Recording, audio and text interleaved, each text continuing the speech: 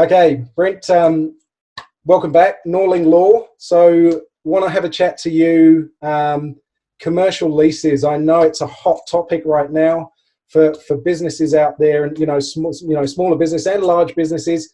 They've got those wage costs, and then there's the cost of your rent. It's a big part of that cost-saving exercise that we're all looking at. Can you just tell us a little bit about the leases that people have in place? And is there certain aspects where they can maybe instigate a rental holiday, or get out of their leases, or what's the position for people? Yep. So look, every lease is going to be slightly different in terms of the approach, but the most popular one is the Auckland District Law Society lease that came out in 2012. And there were some amendments in that after the Christchurch earthquakes, which shift the risk of no access from the tenant over to the landlord. And effectively, there's a clause in there which practically no one really reviews when you're negotiating your lease. But in times like this, super important. And it's about no access in the case of an emergency. So look, if there is an emergency and that prevents access, and that's in our case, it's because of decree of a competent authority, which is our government. Then only a fair portion of the rent is payable during the no access period, and fair portion. I mean, there's a bit of grey area in there, which is great for lawyers. But if you're a tenant, you've got zero access. You're going to be saying it's $0. If you're a landlord, you're going to take a view. Well, hey, look, we're continuing to store your assets.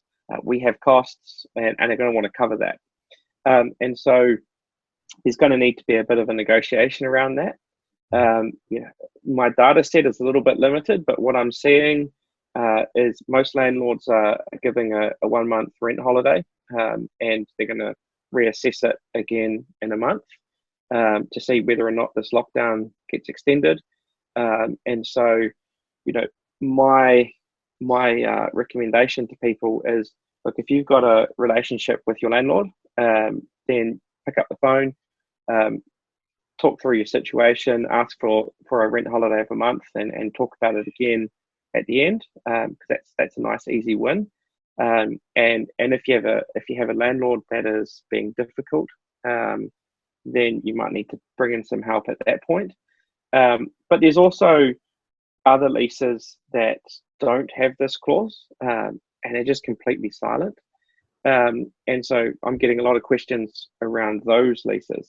And there's two areas you want to look at. One is force majeure, which is going to allow a similar outcome. And if that's in there, then you want to look there. So with the force majeure, does that give both parties a certain number of days to cancel the lease, or? Well, I mean, again, I suppose once you raise it, it's probably worth just initially using that as a way to have a conversation. Because most people I'm talking to, they don't actually want to cancel. They want to just push the can down the road. Yeah, most people want to come back and operate when they can. Especially in hospitality. They want to get back in there and operate. So, most of the time it's just about kicking the can down the road. But there is ways to cancel it. And again, it's going to be contract specific. But there's also this doctrine of frustration. In times like this, when no party is to blame, and the contract has been frustrated, so it can't be performed, which is the case here. You've got landlords who've agreed to give access to their building to a tenant, and the tenant can't access it. No one's to blame for that. The only bit that's arguable is competent authority, which I think a few exactly. Weeks, I think Jacinti proved herself now. She's competent, so I don't know if else to stand up. It's a touchy subject, but I take the point. Carry on. Yes, I mean, doctrine of frustration, even if it's not in your contract, allows parties to suspend or cancel contracts based on that frustration. I think it's highly arguable that if tenants want to suspend or cancel their leases using that doctrine, even if the lease is silent, they can push down that path. So for those people out there that have got leases in place that are maybe coming up, there's probably a few that are coming up to expire. It's probably a good time to renegotiate a deal, eh? Yeah, it's a really, really good time, because I think landlords are.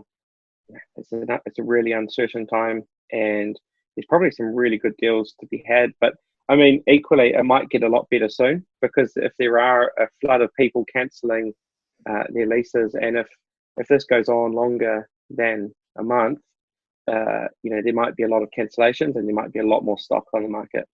What would you say to? I've heard a few reports from people that have just stopped paying their rent. They've just said, they've just decided just to stop paying, not speaking to the landlord. In instant cases like that, surely you're breaching your contract, and then all the weight goes towards the landlord, correct?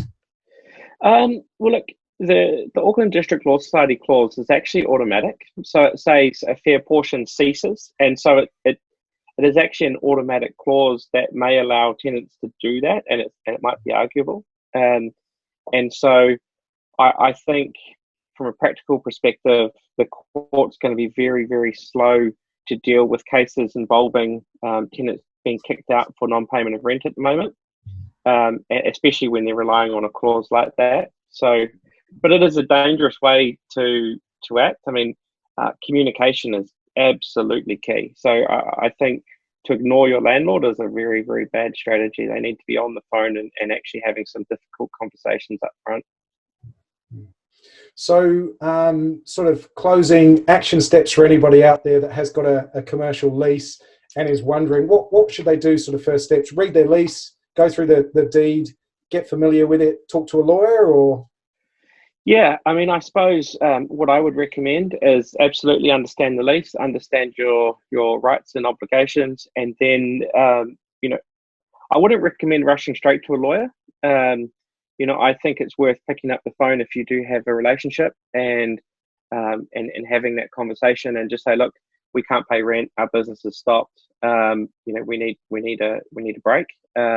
See what they say, and if you get a dissatisfactory answer and you want to push, that's when you would engage a lawyer.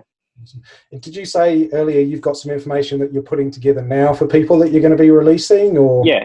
Yeah. So we're putting together a bit of a playbook for that. So everything will be in there. Should be out in the kind of 48 hours, and it'll cover leases and a bunch of other stuff. Excellent. I can see from your home decor that you're you haven't hit the unicorn stage yet. Well, I'm not sure the world is ready for the giraffe yet, but there it is. That's great. Thanks again for your time, Brent. And I think we're going to have a chat about employment at some point. Right, cheers. Speak soon.